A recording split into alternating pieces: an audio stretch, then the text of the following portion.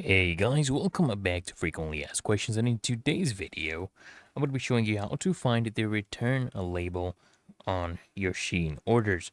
So let's get started. So first things first, guys, what you want to do is you want to open up the Shein app or go to the Shein website and just log into your account. And once you're logged in, guys, what you want to do is you want to tap on My Orders, or you want to go to the Orders section, okay?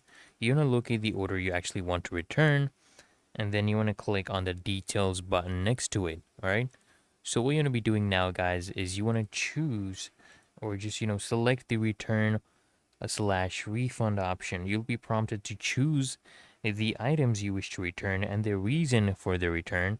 What you want to do, guys, is you just want to fill in this information, fill out the information, and just submit your return request. Okay, and after, guys, your request is approved, Shein will generate a return label for you.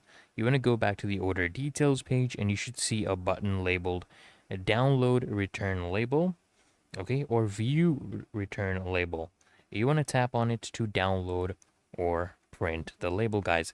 And if you don't see the label, you want to check your email for a message from Shein.